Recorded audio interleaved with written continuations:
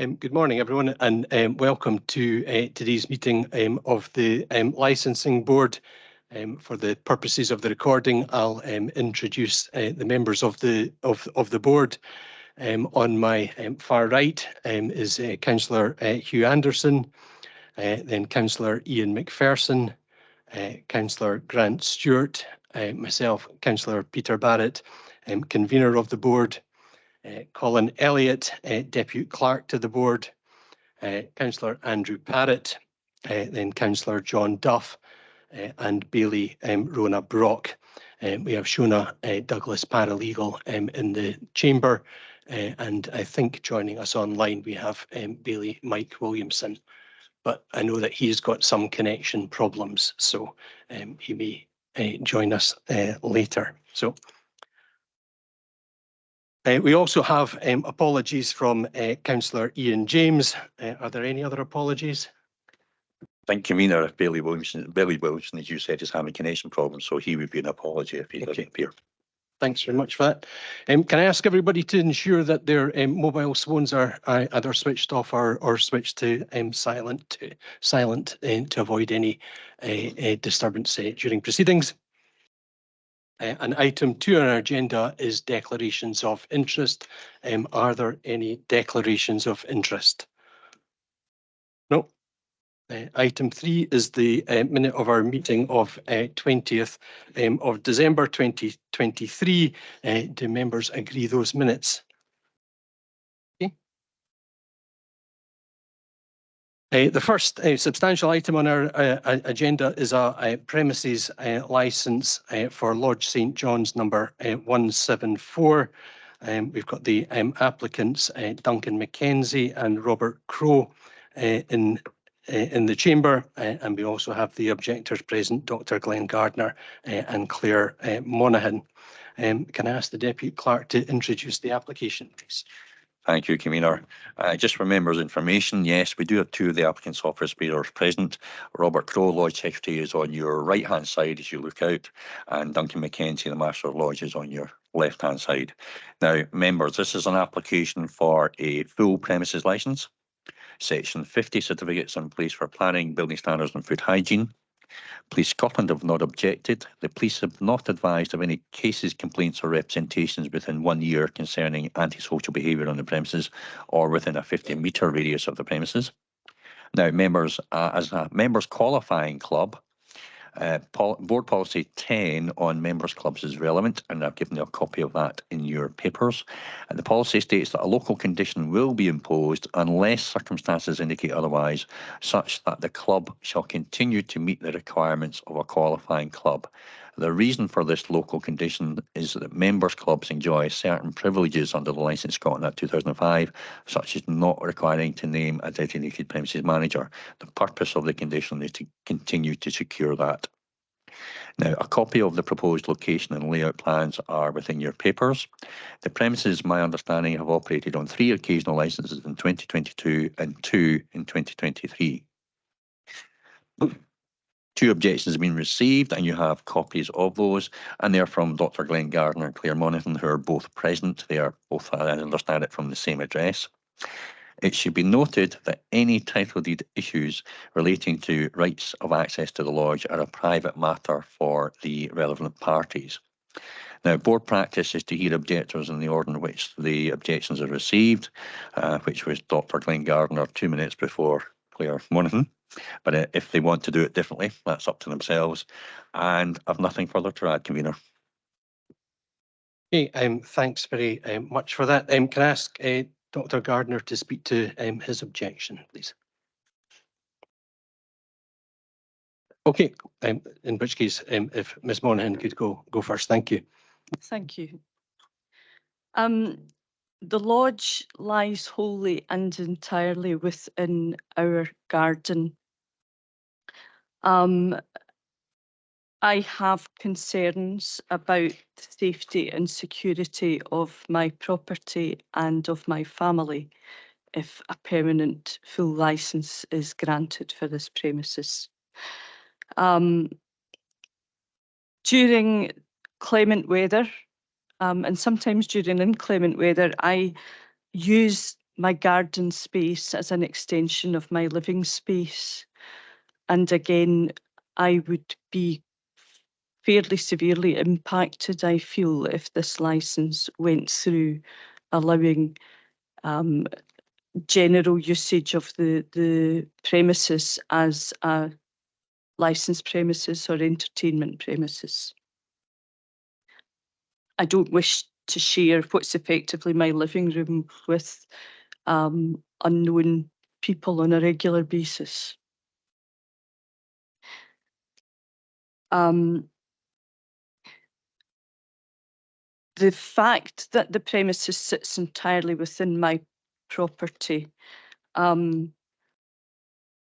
is relevant even in terms of how this application has been progressed, because the notification of the application was placed on the door of the premises. But given that that lies within a private garden, there was no opportunity for other members of the neighbourhood to see that and read that, because no other members of the neighbourhood would come into my garden.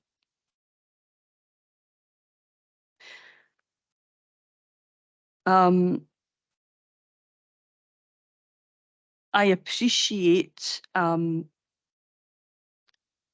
I think my objection sounds quite harsh, my written objection, but I think we do get on reasonably okay with Mr. Crowe, and he's been very good at coming to speak to us about things when he has had a responsibility within the lodge, but that has not always been the case.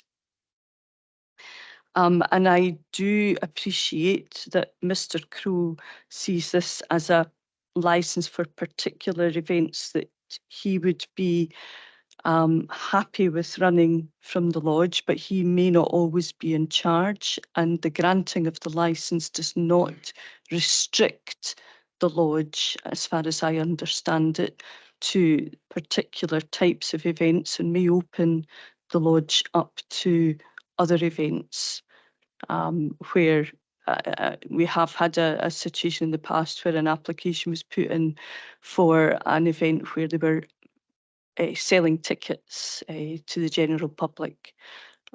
So I feel that there is an unusual situation with the location of this premises, and I do feel that it's unsuitable for this type of licence.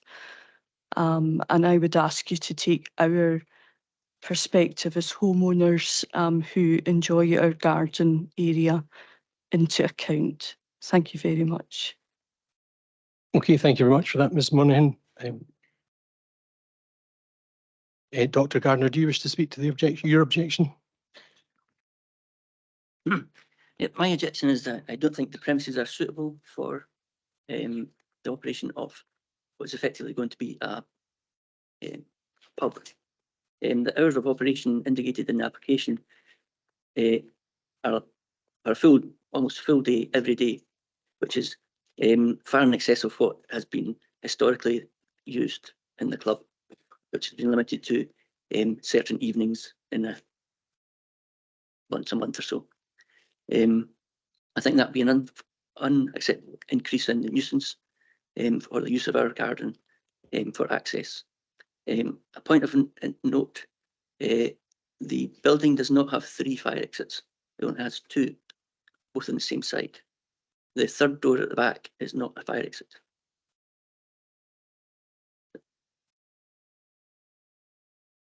Thanks very much for that. Dr. Gardner, do members have any questions for either Ms. Monaghan or Dr. Gardner? Councillor McPherson. Thank you for your deputation. Can I just ask you, how long have you lived at your current address? Thank you. We moved to the address in 1997. 26 years, 27 years. Thank you. And when you purchased the property, were you aware of the condition that applied to the lodge on your premises? At the time we purchased the property, the condition on access for lodge members was solely for the purpose of lodge meetings, meetings which were held once a month for 6 months of the year over the winter months. Those were the conditions on which we purchased the property. Thank you. And during that 29-year period, have you had any sort of difficulties or problems with the operation of the lodge on your property? Yes. Would you like me to elaborate? Okay. We have had a garden flowers and bushes cut back. We have had people trample over flower beds. We have had a gateway damaged, which is a listed gateway, which will cost us significant amount to repair. We have had changes to the pathway which we did not agree with, which I felt significantly impacted how I felt about my property. Negatively impacted how I felt about my property. We have had I personally have been subject to abuse from tenants of the lodge. And to be fair again to Mr. Crowe, I think he took that on board and the lodge is no longer let.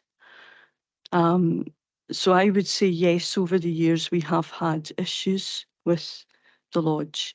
I would say as well, Mr. Crowe has been very attentive to our concerns and keen to work with us to achieve solutions, but there have been periods where Mr. Crowe has not had a role of responsibility within that lodge, and that then has very much changed how we've been treated. Thank you. If I could add, we've also had there's two parts to the garden. There's the front part where the access to the lodges, and then there's a private rear garden where a stairway was built in the 1980s, and a door was placed in that stairway, which accesses to our rear garden. We've been quite clear that there's no right of access to the rear garden, but frequently people have been using that door to exit into the rear garden for various reasons, sometimes just to have a smoke. We also do have had many problems with people smoking in the front garden and discarding their litter in the garden. Okay, thanks for that. Ms. Mornion, can I ask you to say a bit more about your concerns about the safety of your family and the and premises, and what's the justification for those fears? We have had situations where we have I should maybe give a bit more information about the layout. So the lodge is actually in what was an old church. We live in what was the old manse, and we have the old session house and coach house as part of our property as well. We have had on 2 occasions that I'm aware of, individuals found walking, having a look round inside our session and coach house. These were not connected to the lodge, and we do generally know the faces of the people that are in and out of the lodge. I think our concern is that group of people may be extended if this licence is granted. And then there may be people unknown to us and perhaps unknown to the lodge members moving about in that private area. We don't want, we have motorbikes. Maybe shouldn't tell you what's in our property, but we have things of significant value in in these buildings, and we want to maintain the privacy and security of these buildings. As far as my family's concerned, I don't want any of my family to experience the situation where they are in their own garden and are spoken to in an impolite or unfriendly manner because of either inebriation or perceived rights over an area. I think that sums up my concern. Does that answer your question? Yes, thank you. Are there any other questions? Hayley Brock. Good morning. When the occasional licenses have been granted in 2022, was 3 granted in 2022 and 2 in 23, was there any issues at any time raised while the occasional licenses were granted? No, but we were aware that these particular evenings were events that were happening within the hall. And we were particularly vigilant about making sure things were locked up, were secure. We kept an eye on our property and we made sure that our family were aware not to use that part of the garden. And also you're saying you have safety concerns, which I've heard there today. You've already said that. But when you've had any issues and you've raised them, have they always been dealt with immediately? By the lodge? No. And if you have had any further issues that you felt was more serious, have you reported them to the police or anything, or to anyone else? Given that these people are our neighbours in the village, we have felt that it would be detrimental to neighbourhood relationships to take them further.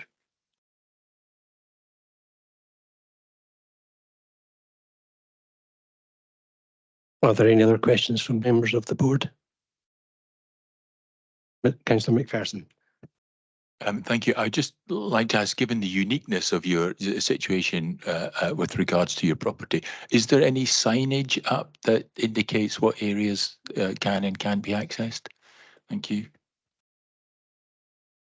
No, there's no signage.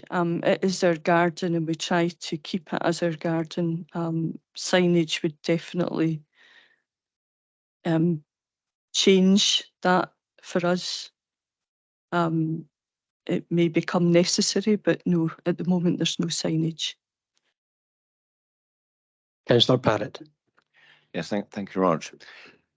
Can I ask you to give me your impression or your understanding of the current level of activity at the building used for the lodge, and your understanding or impression of what is the largest event that they have held there recently? Thank you. The usual activity is preparation for meetings during the day. People come in and clean up, I guess, and then they have monthly meetings with maybe a dozen or so people. The ones I think that applied for occasional license, they've had in excess of 60 people. Our concern is that it's not the lodge members that will be using this building. I believe that it will be used for events, public events, including music festivals or music evenings, as per the previous attempt that we did object to. When we heard on the radio that our garden was going to be visited by a large number of people going to a 2-day music festival. And that's what we expect will be the lodge will now be used for. Okay, thanks for that, Dr. Gardner. I think it might be useful just to bring the Deputy Clerk in to clarify the terms of the licence application and activities. Thank you, Convener. Yes, there's a lot that kind of hides here because of the technicalities in the legal position, but this is a premises licence application for what we call a qualifying club, which is the lodge. Now, the way that works is they have to have a constitution in place. And in terms of, we're not talking so much, I'll split hairs here, but it's not entry, it's alcohol we're talking about. And it would be members and guests in terms of the general operation. And I'm aware of the Constitution because we asked for it and I saw it. And this Constitution is written so that it's a maximum of 4 guests per 1 member. If they wanted general public in, take a step back. They've also, the only activity they've applied for, other than the alcohol, of course, is they've only applied for club or group meetings. So if they wanted to have recorded music, live performances, just a general kind of a function, parties, then that would not be possible currently under this.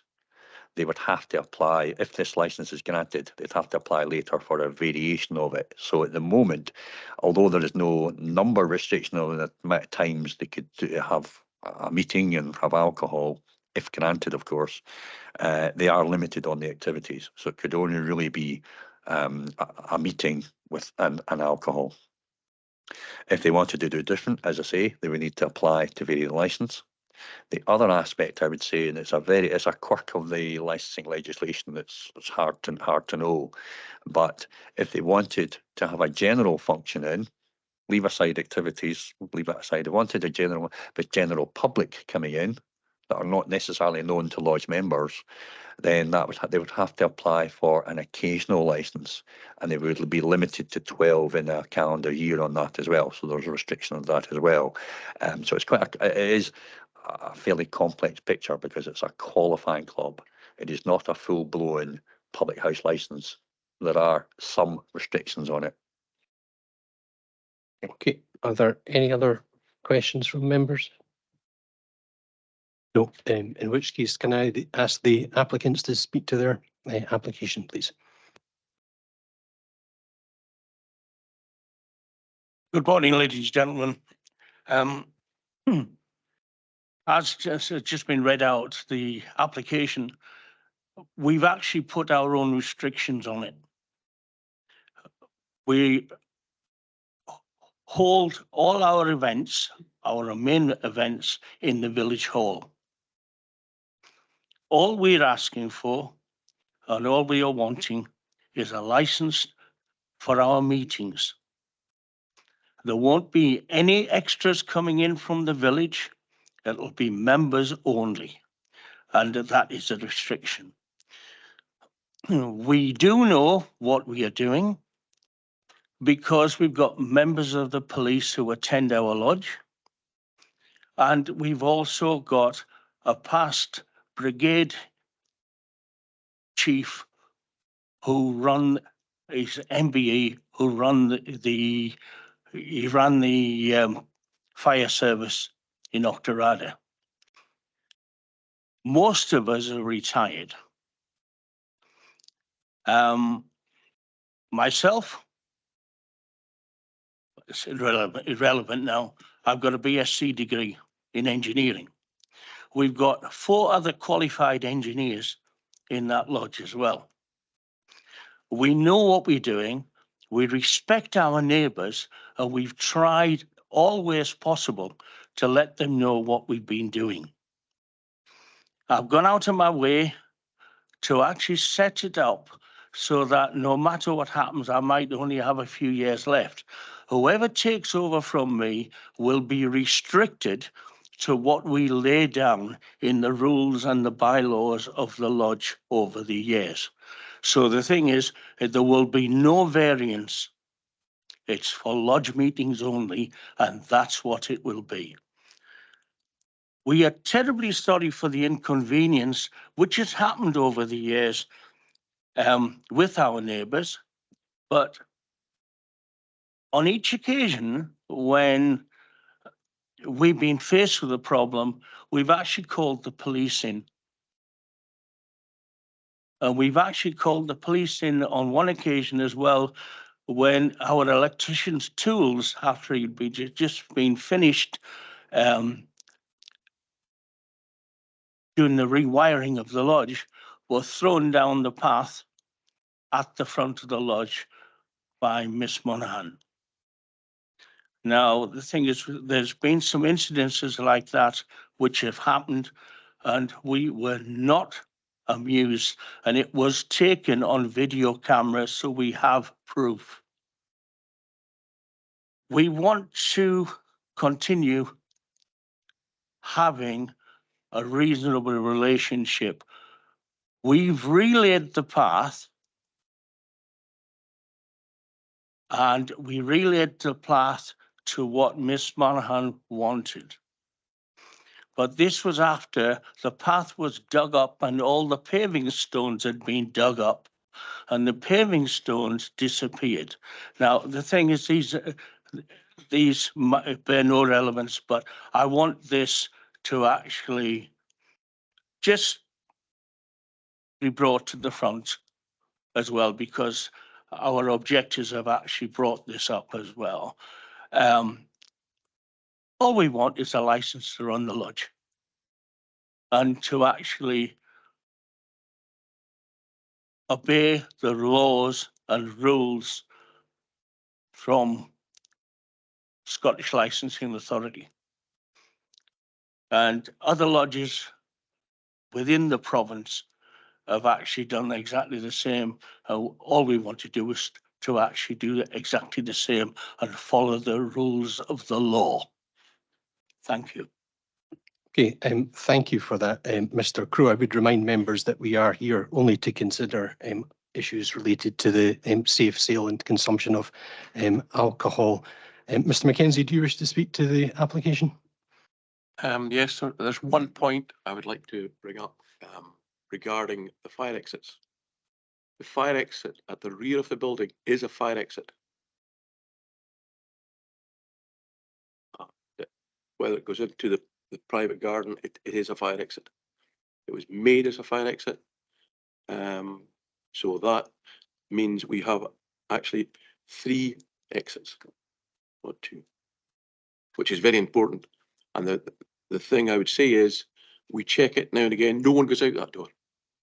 It's clearly stated to all the brothers, no one goes out that door. But every now and again we check. Unfortunately, we can't open it because it gets blocked. Now, legally, from the fire officer, that can't be. And that's the only thing I would like to stipulate there. Okay, thanks for that, Mr. Mackenzie. Do we have any questions for the applicants? Councillor McPherson.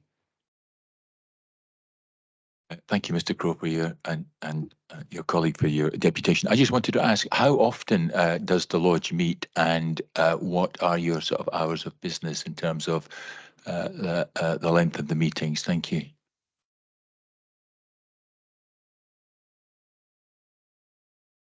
That's during the season,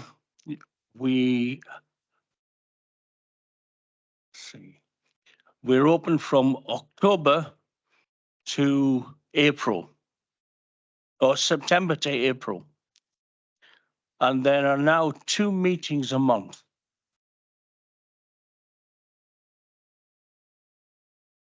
The hours, we go into the lodge usually to open the lodge on the evening when there's a lodge meeting at 6:30.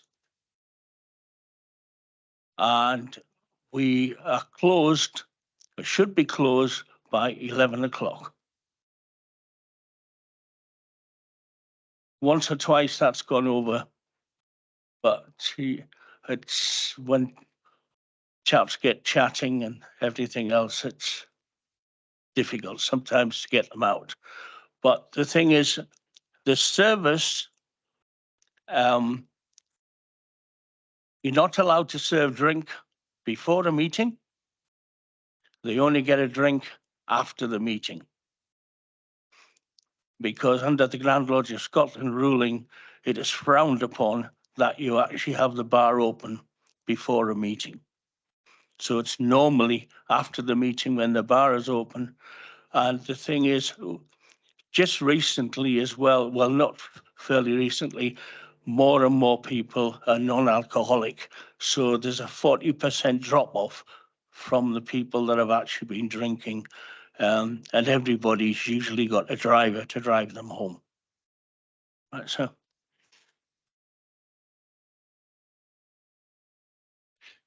Thank you. And you say there's 2 meetings a month. Is that consistent on a certain day of the week? It is the first Thursday of the month and the second Tuesday of the month.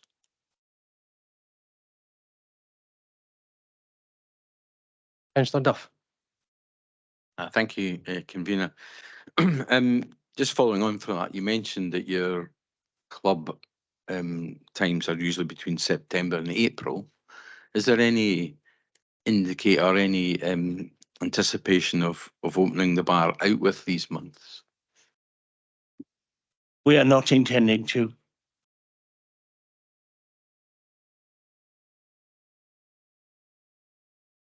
Thanks. It was mentioned before, I think, by Ms. Moynihan, that there was a problem with tenants. Do you have any tenants who use the lodge other than yourselves? There are no tenants now. There was a problem a few years ago when we actually hired the hall out to other various people, but under the regime I've been running, it doesn't happen. Thank you. Councillor Stewart. Gentlemen, I was wondering, what is your membership size? And of that membership, how many people are actually residents within Dunning?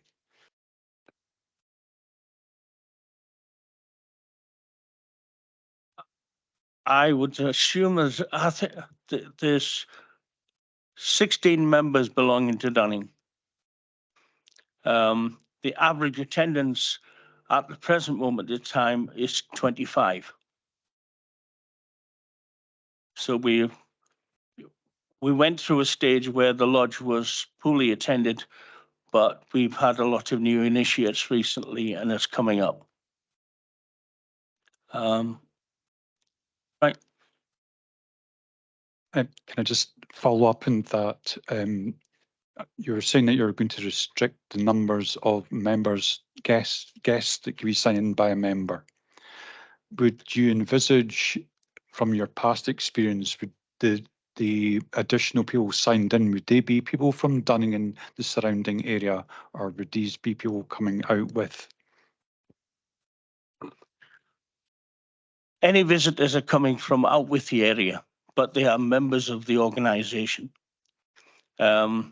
There's nobody that gets into that lodge unless they are members of the organisation or if they are wives of members of the organisation. All our other functions, as I said, are actually being held in the village hall. So we've taken the onus away because I'd spoken to the Mr. Gardner, Dr. Gardner and Miss Monaghan, and I said I would actually make sure that all our functions took place in the village hall, and that is what is happening. The only activities that are taking place in the lodge are Masonic activities only. Councillor Parrott. Yes, thank you, convener. Your last response has addressed much of what I was going to ask, but are you saying that essentially during the summer months between April and September, October, you essentially don't make use of the building? Thank you. The summer months recently have been used for renovation work, but under the rulings of the Grand Lodge of Scotland, we can have an occasional special meeting. But it takes place between the hours of 6 o'clock and 11 o'clock at night. Nothing takes place during the day. Thank you. Are there any other questions from members of the board? No. In which case, can I ask Ms. Monaghan, do you wish to sum up? Thank you. I'm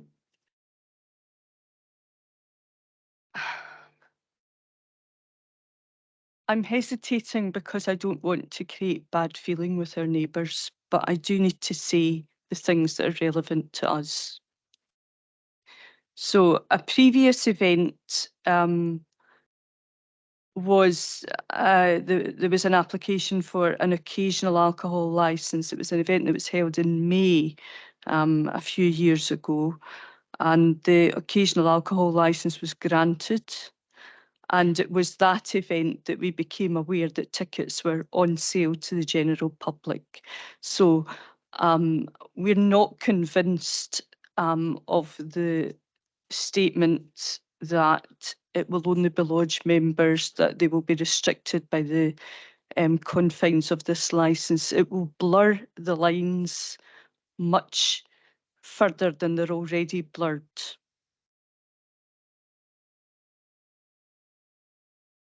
When we found out about this event, we contacted the council and we were told we couldn't do anything about it because the occasional licence had been granted.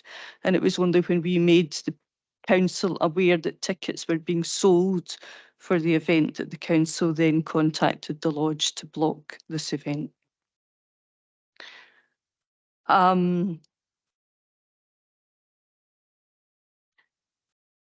As regards the path that, yes, now has been restored, we put up for over 10 years with a path covered in, which had been set with small river gravel in keeping with the historic nature of our premises and the garden layout. And I came home from work one evening to find bright orange blaze put down this path, and I sat in my car and I cried.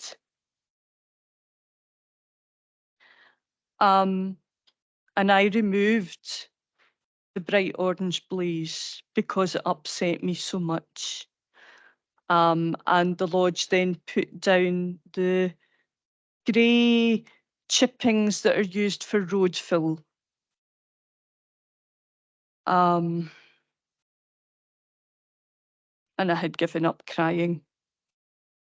But it certainly took away how I felt about my beautiful property and my beautiful garden.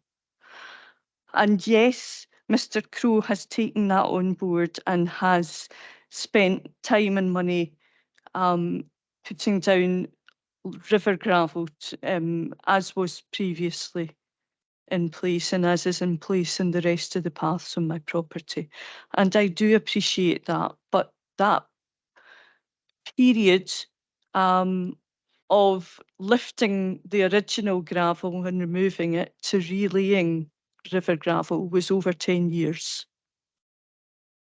I can't recall exactly when, but it was definitely over 10 years. I don't know if it was 20.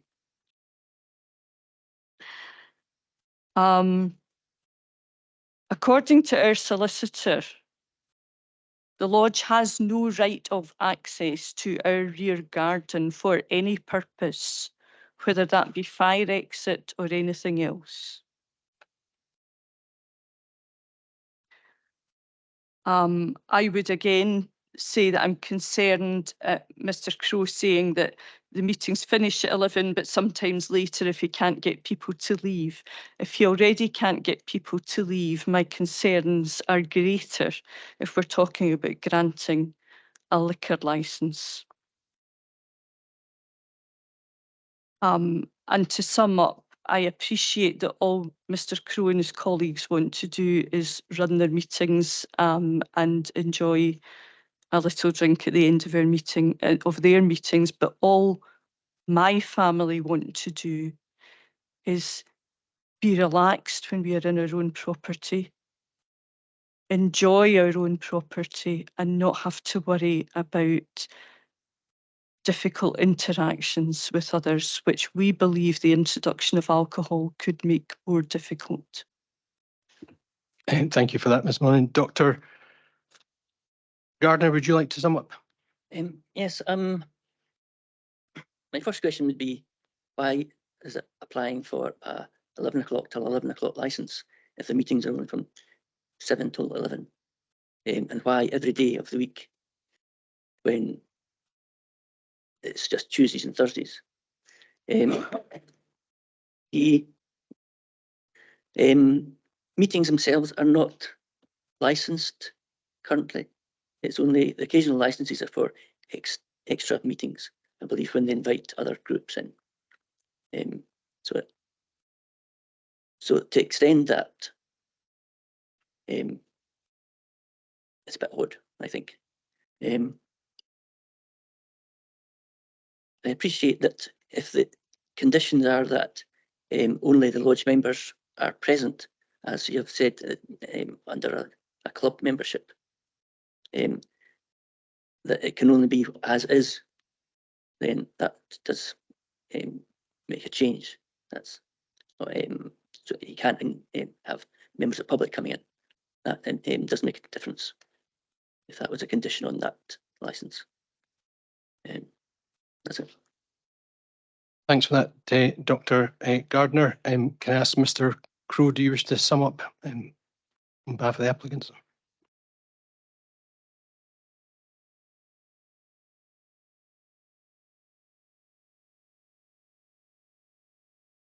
I've actually gone out of my way over the past couple of years to try and accommodate our neighbours. All the issues that have come up, I've tried to face head on, as is my normal way of doing things.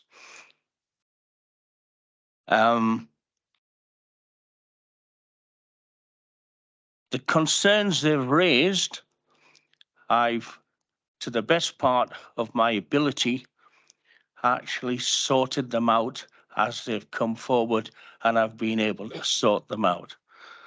That is why I've put restrictions on the application for the license.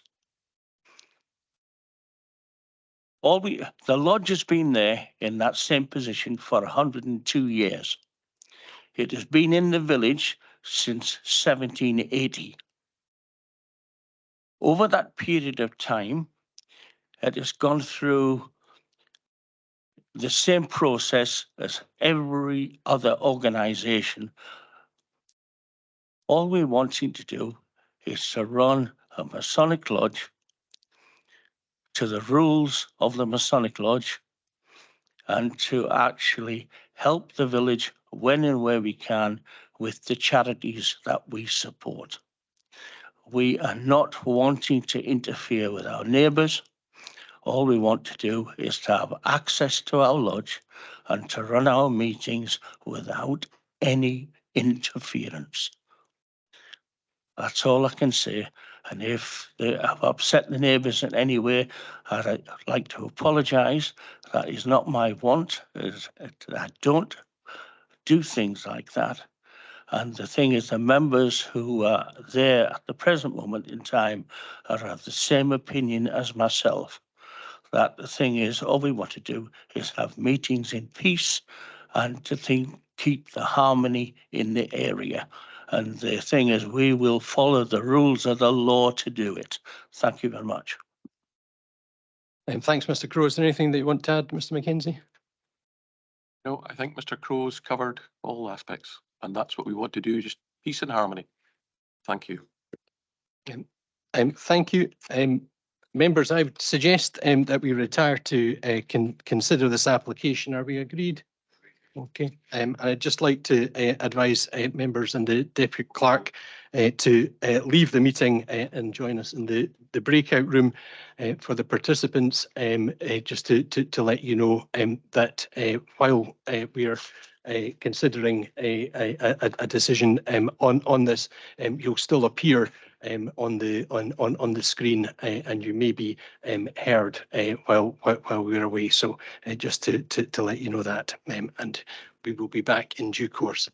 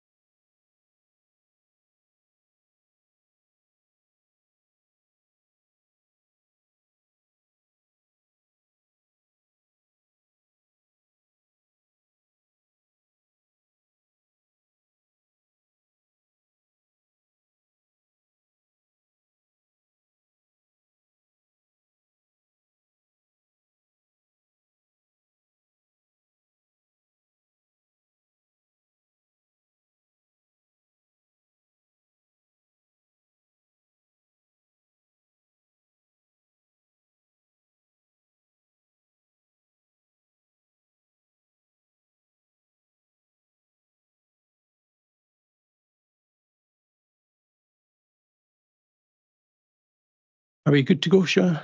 Right. And are we ready to proceed? Okay, thank you. I think we are ready to come to a decision, and I would like to move that we grant the application subject to mandatory conditions as well as local conditions. One, requiring the premises to be operated as a qualifying club and abide by its written constitution. Two, to have written policies in place for one, noise mitigation, two, dispersal of patrons, and three, litter and waste management.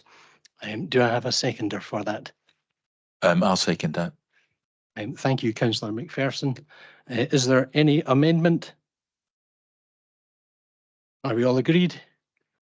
Thank you. Is there anything that you want to add, Deputy Clerk? Not really, Convener. That's a clear decision, unanimous decision to grant the application subject to many conditions and the two conditions you mentioned. Okay, thank you. Thank you. Hey, no, we're going to move on to next business. Thank you. Okay.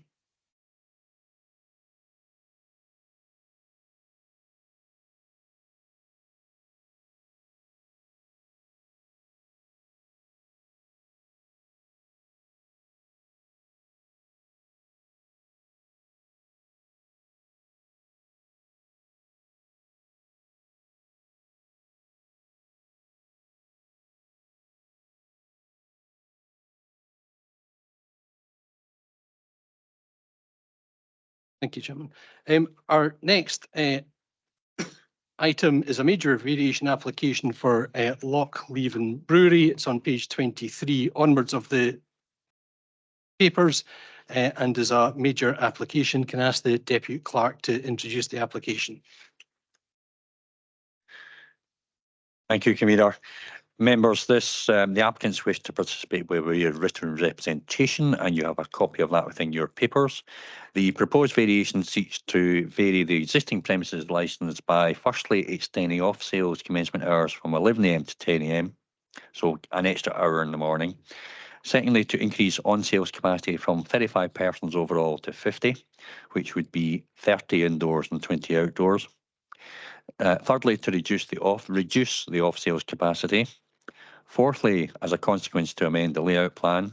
Fifthly, to change the designated premises manager. Sixthly, amend entry by children and young persons by permitting entry by children under 6. At the moment, it's 6 and above. We're looking for all ages. And lastly, they want to amend activities by adding receptions, recorded music, live performances, and televised sport, all during core hours. Now, the premises licence holders have confirmed that with the request to allow entry by children under 6, that all children's facilities, per updated board policy as well, will be in place. Now, you've got a copy of the proposed layout plan within your papers. Yes, it is a little bit indistinct in terms because of the copying of it, but the plan requirements are met. And lastly, Convener, no objections have been received.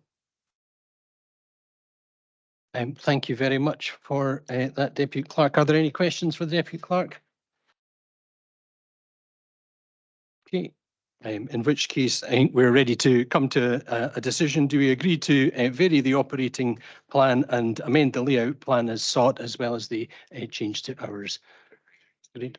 Thank you very much. Can I ask the Deputy Clerk if there's anything else to add? No, nothing to add to that one. That brings today's proceedings to an end. Thank you very much for your attendance. Thank you.